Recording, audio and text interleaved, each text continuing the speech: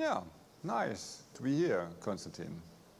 And you want to talk a lot of another aspect of testing in the space of DevOps and contribute for this day a new talk.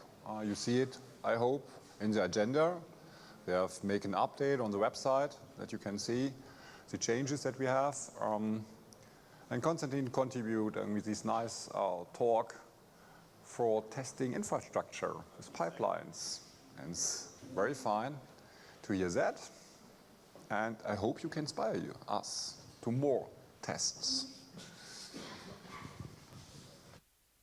All right.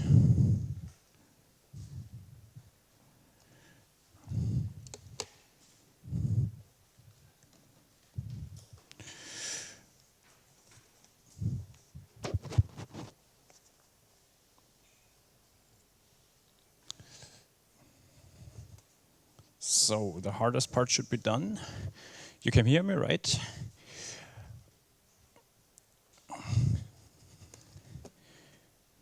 Okay, so thanks for having me. I really appreciate being here. It's really cool. I have my tea here. We all get nice food. So we have a pretty good life, right? What makes me a bit sad is that many speakers cannot be here today, and the circumstances we all know.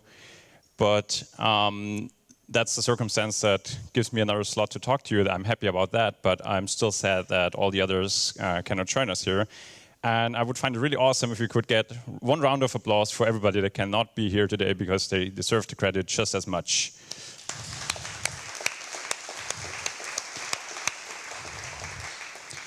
Thanks, perfect. I want to talk about infrastructure testing. It's a really interesting topic that doesn't appear much on agendas, as I saw. And I'll get into it just in a second. I just want to introduce myself. My name is Constantin. If you want to, you can follow me on Twitter. That's my handle here. I post occasional nonsense, though. And these are pictures from things I like. I'm addicted to travel and also to concerts and music. And in my daily life, I'm infrastructure and automation lead at Novatech. We are a small, mittelständisch company from Stuttgart. And we do all kinds of software development for customers and also consulting. And what I do there is we basically have the consultants that help our customers to get their software into production. So this is what we are all about. So this is pipelines, this is test automation, this is also infrastructure automation. Okay, so getting infrastructure to run. And this is exactly what I want to talk about today. Infrastructure. So who of you does use infrastructure as code? Okay. Who of you monitors your productive infrastructure? Okay, that's pretty much the same amount, I think. Who tests their infrastructure code? Okay, that's fewer. 3, 4. That's even more than I usually get raised hands for that question. In fact, often nobody raises their hand, or almost nobody. So this is really a topic that we should talk about and figure out why that is that way. These are the last 20 years, and yesterday we had lots of talks about like the first chapter, the first decade of DevOps, and where we came from, and we looked back at how things were like 10 years ago. And I just wanna jump in there and get a bit of a feeling where we are. This is 2006, where AWS appeared and was available for public use, so everybody could use cloud then. Even before we had sort of configuration management infrastructure as code with Puppet, and there are older tools that were even there in the 90s. And then we have things like Chef and Azure. I think 2009 it appeared. And the infrastructure as code tools that we know, like Terraform, well, they appeared over there. Okay, so there is kind of a gap in between. Who of you knows Pulumi? Okay, some. It's an even newer tool that appeared, I think, 2018, and kind of makes competition for Terraform. But you see, like when the cloud offering started, and now we have infrastructure as code is much later. And what we did with those tools, or what happened with those tools, is that we shifted kind of how working on infrastructure is like. Because we don't go to the data center anymore with patch cables and like try to fix the machine. We actually sit on our desks. We sit at our desks and do all the stuff on our computers. And that did not only change the way we work with infrastructure, but it also changes who does it.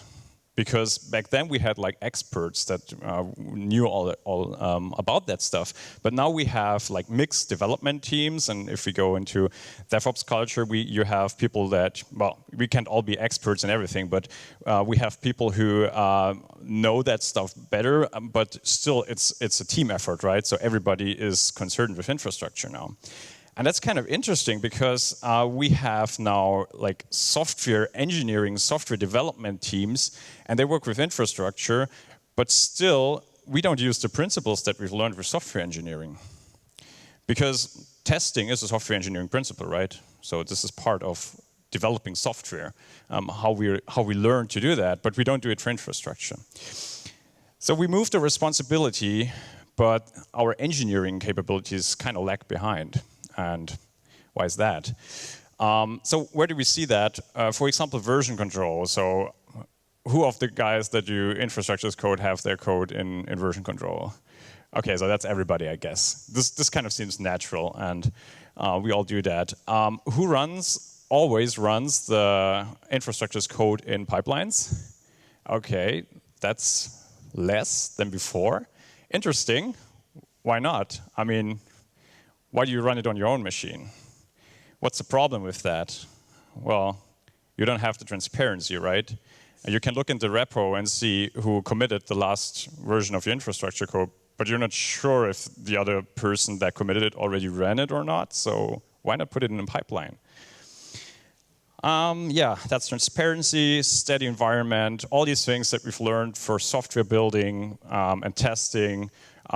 For some reason, we don't do that with infrastructure code and testing, and that's what I wanted to talk about today.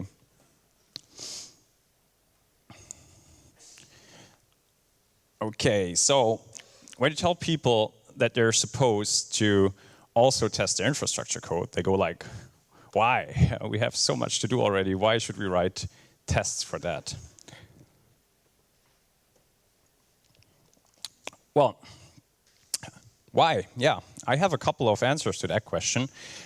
One of them is, why not? It's code. Like, you write it, it can have mistakes. So why shouldn't you write tests for that? Some people answer then like, yeah, but it's declarative. Like, I just put in there what I want, so there can't be any mistakes, right? Really? I mean, declarative doesn't mean stupid. You still can have things like for loops or conditional stuff. Even in Terraform, you can use count with an expression, and then you have, by accident, 1,000 Kubernetes clusters, but you just wanted 10. So does that make sense? Right? Declarative doesn't mean that you can't have mistakes in there. I mean, the same reasons for testing application code should actually apply. Yeah, that's what I just mentioned. You can have logic in there. Terraform is a bit limited with logic, but if you know Pulumi, you have like Turing-complete languages, and you can do anything in there. You can go crazy with the infrastructure that you provision. So there's logic, and it makes sense to test that logic if you have it. And then we have the pair of verify and validate. Like we want to check that infrastructure behaves as we think that we specified it. That would be verification, but also validation, because who's the stakeholder for infrastructure? There's no PO that tells you the business value of your infrastructure. It's just a tool for getting your software to run. So you, as a development team, are the stakeholder, and you should think about what are the requirements. And when you codify, like when you really code the expected behavior, you start thinking about it and start thinking if it makes sense, what you've specified. Am I implementing the right thing here, or is the logic maybe flawed? And then there's stuff like invariants. So invariants are things that must always be true. And our infrastructure is connected to each other. You have a Kubernetes cluster that lives inside a virtual network, so that's connected, and then you have databases that must like interact or must be included into the network and so on. You have firewalling in between. It's all connected. It's not separate. And you might want to make sure that changing something over there doesn't break the other thing over there. And you can only do that reliably with invariants. I don't know where I couldn't log in, but I hope it doesn't matter. I'm getting a warning over there. So that kind of makes your infrastructure more robust if you check those invariants. And testing in general is important for automation, because automation means that you let things happen without looking at them as closely as when you do them manually. And you can only do that reliably if you make sure that it does the right thing over and over again, right? Because things change, like your cloud might change. I work with Azure. They put out updates all the time, and then things change. Like things behave differently afterwards. And you don't know about that. You cannot follow all the release notes and everything. You don't have time for that. So you need tests to make sure that the thing that you've automated works the way you expect it. Okay, can I get this to disappear? Yeah. So how do you integrate that in your workflow? Like in your daily business when you're working on your infrastructure, how can you integrate testing in there? Well, let's first have a look at how developing a piece of infrastructure usually looks like. And you can raise your hand if you disagree. For me, it looks something like that. I have some infrastructure, and then I start developing a change by changing the code, basically. And ideally, I have the possibility to verify my change even before I start making a pull request and everything. I just want to have a piece of playground infrastructure where I can try out if it works the way I want it to. And I do that until I'm satisfied with the change that I'm producing. And then I break out of that cycle, and I actually produce an increment that is ready to be rolled out on stages, on like a dev stage first maybe, and then on production. And if I roll it out, this results in updated infrastructure, obviously. Because most of us are sort of paranoid, we look again, right? So we've checked it here, but maybe our development stage behaves differently, so we check again. Oh, is the port really open? Stuff like that, right? So that's how it usually looks. Where can we put tests in there? Well, for one, we can have build pipelines for infrastructure code. So we have our code repository, just like for application code. We have it for infrastructure code. And then we run a build pipeline. Now, this might seem a bit awkward because I think Terraform and Puluvi, they don't really produce artifacts. Well, you can produce modules, but they're still the code. So what happens in the build pipeline? Well, what we started to do is running really basic stuff like the format validation so that the code is formatted correctly, also syntax validation. But you can do more here. It doesn't mean that just because you cannot or you don't run your code against the cloud that you cannot test it. There are still possibilities. So it might look something like this. You build an artifact, and then you have different stages where you roll out the change, and you can test here, right? You can build in tests here, even though you don't have the real cloud behind that, or the real infrastructure. It doesn't even have to be cloud. It can also be configuration management on-premise. So this is also included. And the semantics here are kind of like, if the tests fail in the pipeline, I don't even produce that artifact, whatever that is, okay? That means all the rolling out doesn't even trigger. So I just run tests and say, hey, my tests fail. This is not valid infrastructure code. I will never roll that out, okay? That is one possibility. Another possibility is to put that in deployment pipelines, so in release pipelines where you roll out the infrastructure. So you might have a setting like this. I don't know, it looks different in every team, I guess. This is something I've seen often. You have dev, you have something in between that you can call whatever, just don't call it prod, and then you have prod, okay? And what you can do is you can test here. After you rolled out a piece of infrastructure on one of your stages, you can run tests against the actual infrastructure. So here we're not testing the code anymore. We are testing, or we can test the code, but we also have the possibility to test the actual infrastructure resulting from running the infrastructure code. So I would roll out something on dev, and then I would see, is my database reachable? I can run it. I can write a test for that, right? And only if that succeeds, I will allow for the code to be rolled out on the next stage. So the same thing that we do for the application, we can do for infrastructure.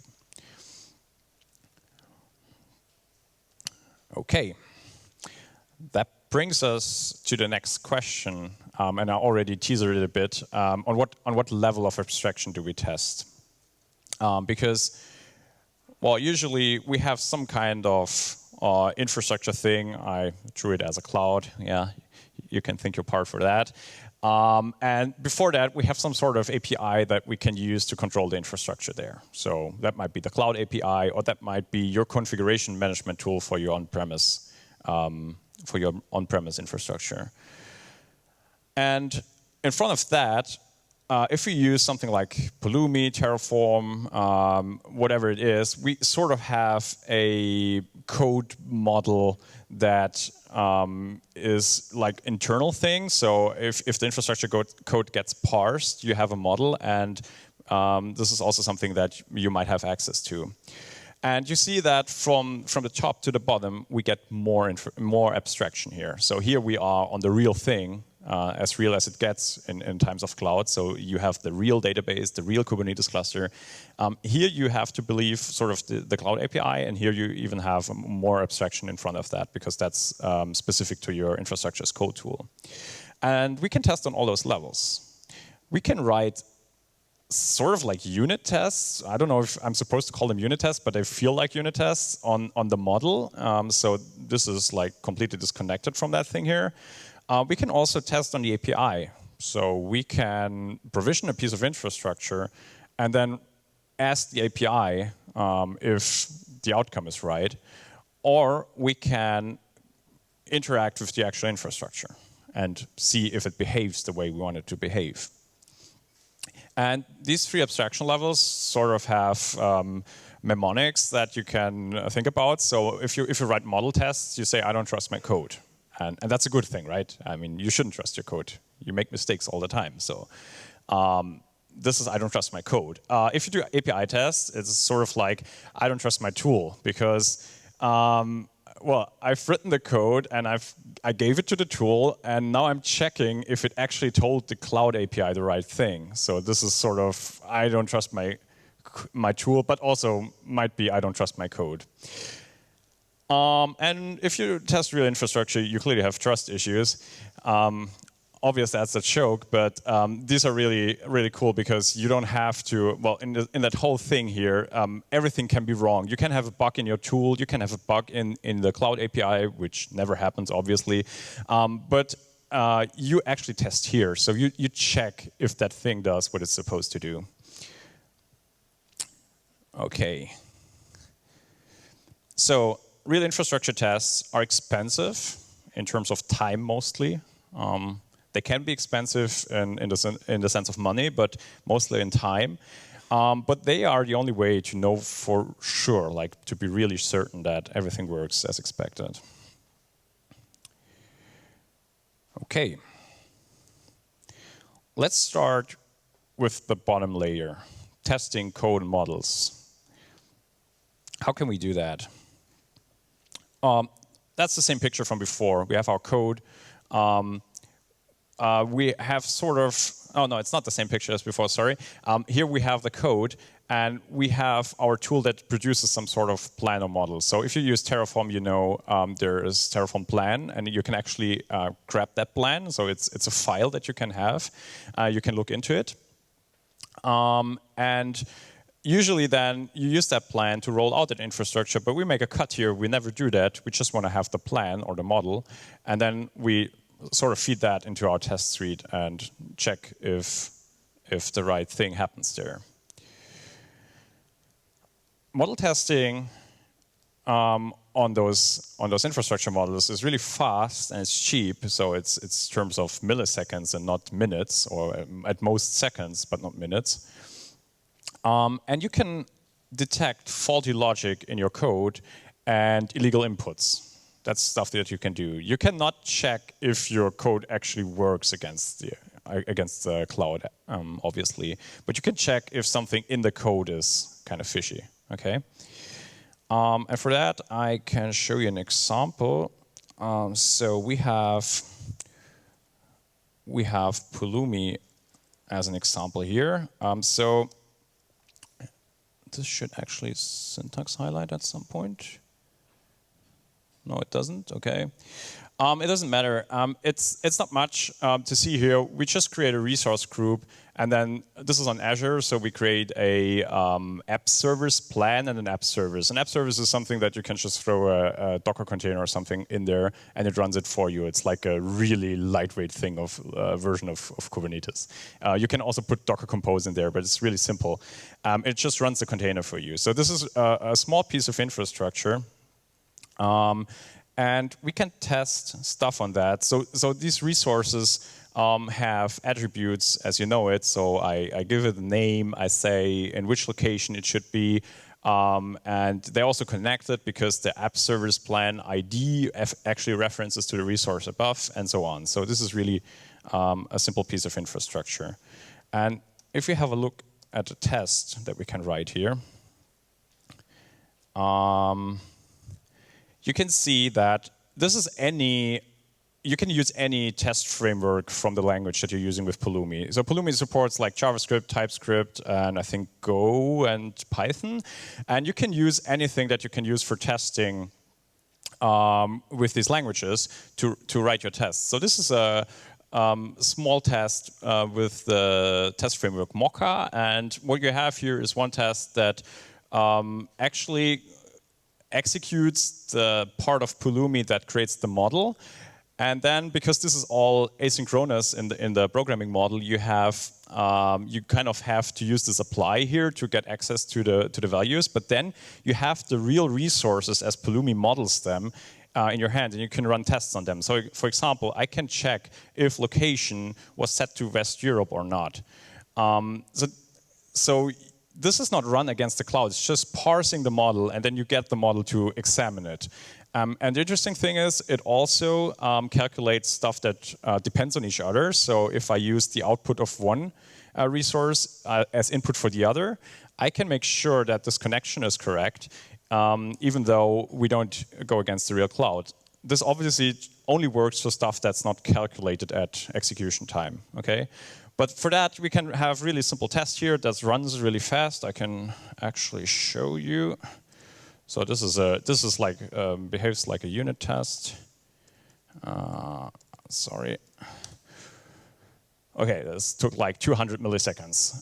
And it's a really simple example. It was just to show the principle. But you can do anything in there. So if you have logic in your infrastructure code that calculates stuff depending on some input, and you decide how many databases you need or something like that, you can test that this logic is working by accessing the actual resources. Okay. What about Terraform? If you want to do the same thing with Terraform, it's a bit more complicated because Terraform does not give us access to that model that easy.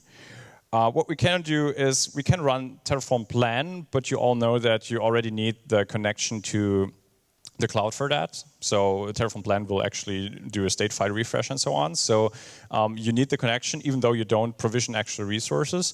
And after you have the plan, you can use Terraform show -JSON on the plan file, and then you get the plan as JSON. You can examine all the attributes in there.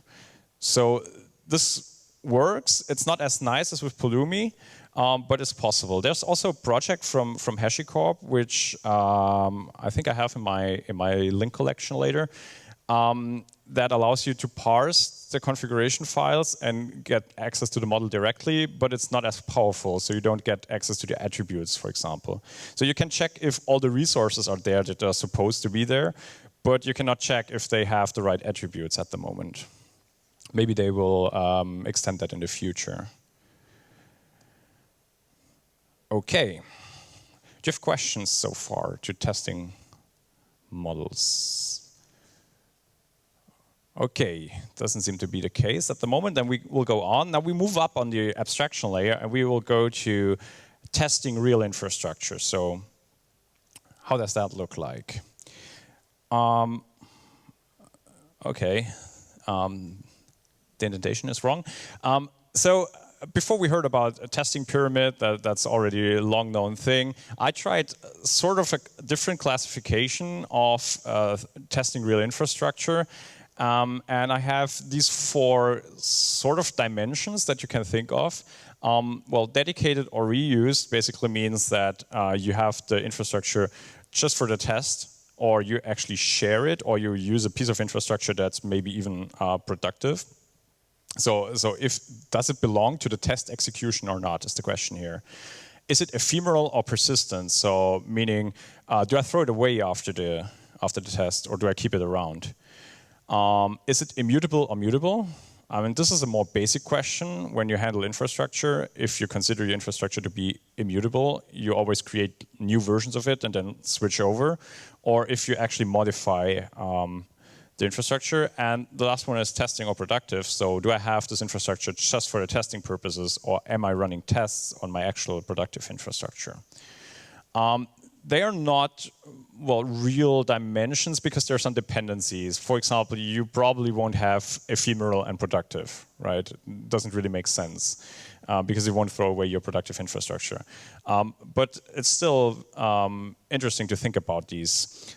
Let's have an example. Say you want to test real infrastructure and you have dedicated, ephemeral, immutable, and testing. So that means the infrastructure belongs to the test, or to the test execution, and you throw it away after the test. Also, because you just create it and then you throw it away, it's immutable, so you don't need to update it. And it's just for the testing, so it's not productive. So how does it look like? I run some sort of abstraction of my infrastructure code. So maybe I have a module, or I have a piece of infrastructure that I want to test isolated. And then a test looks like producing all the external things that don't belong to the module itself, then instantiate the module, so basically build the infrastructure that is in the code that I want to test. And for the test execution, I do like create, test, destroy. Okay, this is it. So I have a small test execution that just produces the infrastructure. I do whatever I want to do, and then I throw it away.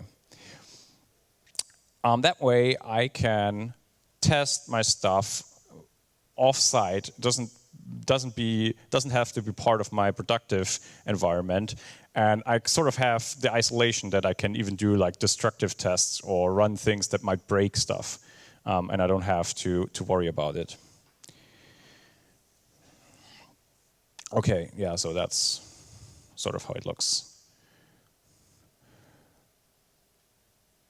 Okay, what kind of properties does that have? I just said it's isolated, so that is clearly a positive thing because you don't break your productive stuff while testing your infrastructure code. And it is also cheap compared to keeping it around. Like we have the ephemeral stuff here, so it just gets destroyed afterwards. So if you're paid by the minute on your cloud provider, for example, it's not as expensive. The downsides are high execution times. So we've built tests, for example, for the Azure Application Gateway or for Azure Kubernetes clusters, and they sometimes run like 40 minutes, 50 minutes, because just the destruction takes a lot of time. So it needs like maybe 15 minutes to spin up the infrastructure. Then you run the tests, which is like a minute or even less. And then you wait again until everything is destroyed. So the high execution times is clearly something that you have to keep in mind. And you only test the abstraction because you take a piece of infrastructure code out of the normal context, because usually you want this piece of infrastructure code to provision your productive environment, right? So you take it out of that context and you test it offsite. That might be that some problems you don't find there.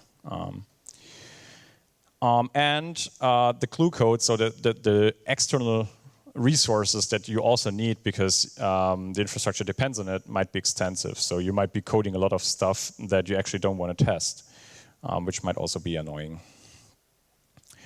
And another downside that I see with that is that I usually advise to do things bottom up. So start with the infrastructure that you need, and then later on think about if you can structure that in modules and reusable pieces. And if you do that, it sort of kind of forces you into doing modules early on, because you have to really think about how you structure that, and that's not a nice thing. Let's have another example for that. So what we've built with the customer over time was something based on Kotlin and JUnit. So we use Terraform here, and you see that it's pretty easy to test that because we just use JUnit with before all and after all, where we can do the provisioning and the destroy afterwards, right? Okay, so before all the tests below are run, we just spin up the infrastructure. We have some mechanism to pass in variables in there. In this test, there are none, but you can have a hash map that just maps values, key values, as your input variables. And then this test is executed after the infrastructure is provisioned, and you see we can do anything here. So this is the same code as I showed you before, just in Terraform. So it spins up a container that has some web service in it. And you can see, for example, we can actually do a HTTP request against that container and see if the content is right and if it returns 200. So we can run that. And you see, we've built these small things here to run bash snippets, because it's the only sane way to interact with Terraform if you don't want to code in Go and basically fork their code base. So we've sort of built around that, and you can see the output of Terraform in the test run. So any error that you get from Terraform, you will see right in your test execution. And of course, we put all that in pipelines. So we can run this with Gradle, and we put it in a build pipeline, and it will just run Terraform for us. And if anything fails and our infrastructure code is wrong at some point, we will get Terraform errors or any failed tests in the test report. So this is really nice. Okay, it will be creating. Let's see if it comes back quickly. Otherwise, we will have a look at it later.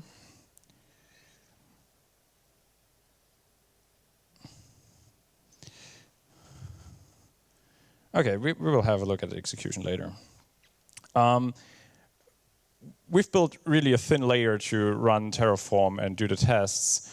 And later on, we've looked at TerraTest. We knew about TerraTest before, but we didn't like it because the development team didn't like it because it was Go, and they were not familiar with Go, and I didn't want to write Go code.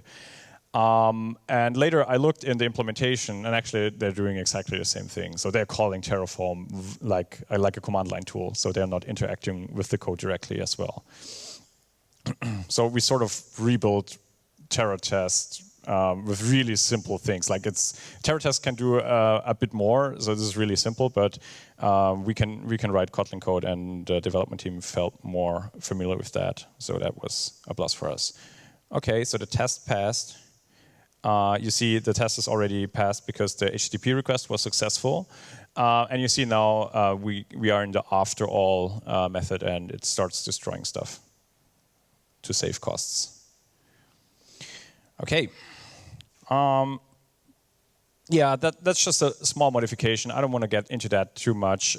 It's just modified here to be persistent, immutable. So you have faster test executions. And also, what might be interesting about testing that way is that it is closer to production if you have mutable infrastructure in production. You should sort of think, if you want to start with writing tests, how do you treat your productive environment? Because if you have resources that are around for a long time and you keep modifying them, this might also be the thing that you want to test, because it doesn't help you if your code runs from scratch, like on a green field, and you can provision everything, but you cannot modify it because that's a different operation on most cloud providers. So you should sort of think how you treat your prod, and then get from there and build your tests around that idea.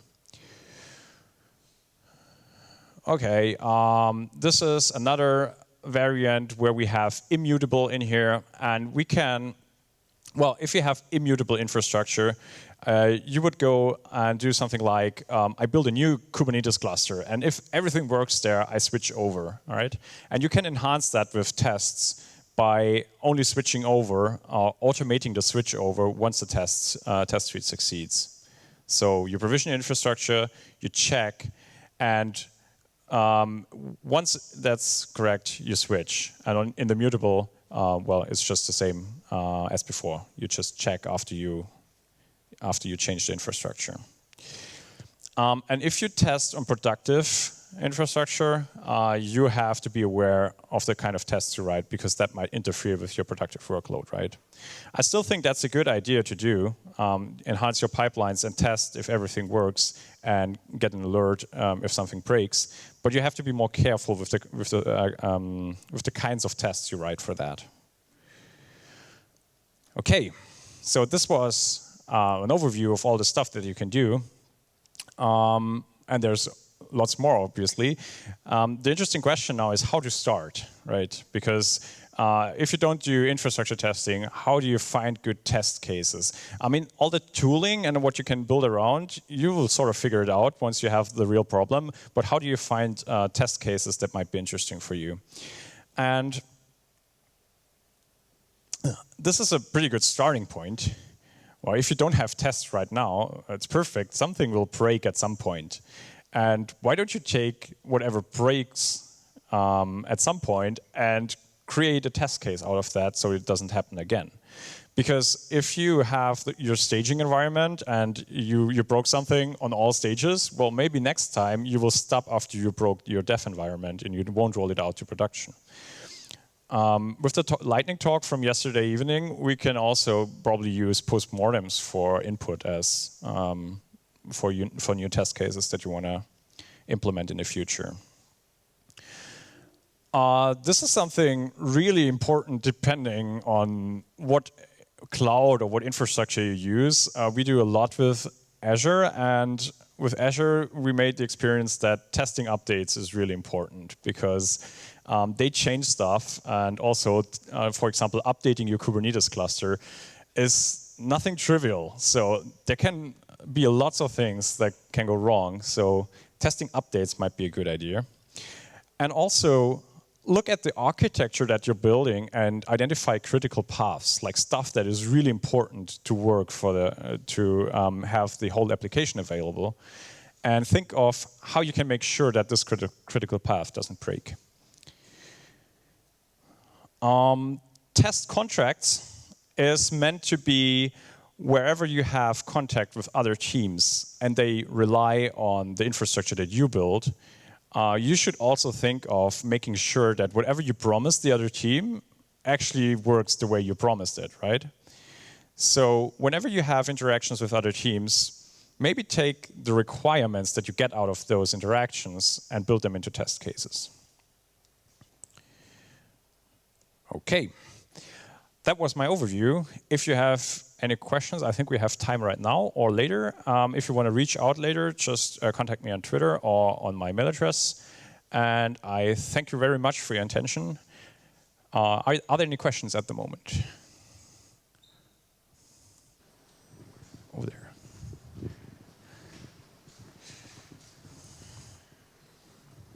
Hi. So how do I make sure that the cleanup really works? Because if you just shut down your laptop in the middle of the presentation, it will still be around. Right. So first of all, we run those things in pipelines, so that usually doesn't happen. But it still might happen, because what if you have a timeout or something? The pipeline might still break. What we've started is we have a separate subscription for all the tests that we run in that way, like the provision, test, destroy. We run them in our own subscription, and we have like a weekly chop or something that just throws away everything. And if there's something around on Sunday morning, it's probably not supposed to be there, so we just delete everything. More questions? Yes, over there.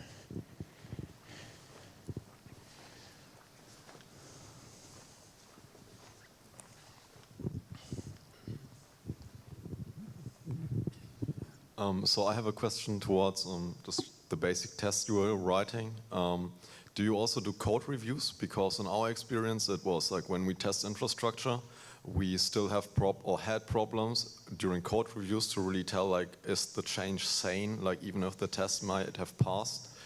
So what really helped us was like a concept called golden tests, where you basically print out the entire, like, for AWS CloudFormation template. Basically, you print it out completely with all variables filled in, and you commit that, and then you get a diff from the test, so you can actually see what the changed in your complete diff. So you have a human readable diff of like an expected output. Do you do something like that as well, or did you find that not to be helpful? We do two things. The first thing is we do pull requests for the infrastructure code. So that's not a plan, but it's what the humans write, and that's double checked with pull requests. And we do another thing. In the pipelines where we actually provision infrastructure, we have a stage that runs the plan and displays all the changes, and then there's an intervention step. So it doesn't go on until somebody looked at the plan and the actual changes that Terraform or whatever tool will do, and only if somebody clicks on that button, then it is rolled out. That is what we come out with. So I think it's the same idea, just a different, similar idea, and a bit different tooling. More questions? I want to make only an annotation to the topic of testing Terraform or executing Terraform with pipelines. It could be, in some part, could be later really hard when you execute too many pipelines because the state is diverged from the different feature requests. So what are you currently doing to ensure that your state is synchronized between all the states of different features? So for example, you're implementing a new Terraform module like for the DNS stuff, and the other, for example, later it was merged, a colleague setting up new DNS entries, and a second colleague also gives some other different entries, and the problem is then that typically it won't be merged into one because Terraform thinks, hey, the state is different, so he will delete the other resources. That wasn't happened. Okay, how many state files do you have, or? It depends a little bit, mostly on module based. Mostly what, sorry? The state is for one module. So for one module, okay. We don't do that. We actually have a state for one environment, and then oh. you want to comment on that, or? No, that's a bad practice. Why? If you are working with a team, then you can destroy everything in this state. It is too complicated to maintain one state. The system is too big. Are you afraid of destroying the infrastructure or the state? The state. Oh, the state. Okay, the state is no problem. That's backup. So every write actually creates a new copy. We never had any issues with that. I think all the tooling around that is to make sure that we don't destroy anything, especially on the productive state file. But the only thing that I would start to sort of split the thing for one environment is if you have like different life cycles. So what we do is we have a base that, for example, creates a virtual network and Kubernetes cluster. But then if you have a microservice that runs on that Kubernetes cluster and that needs a database, that gets its own Terraform code base and its own state file. So that's separated. Yeah. But we don't split like the environment, like our prod environment, into like 50 things. It always either belongs to the bases that everything shares, or all the microservices share, or it belongs, a piece of infrastructure belongs to one microservice that sort of brings its own database and stuff like that. This is how we've built it, and we didn't have issues with destroyed state files as much. Okay.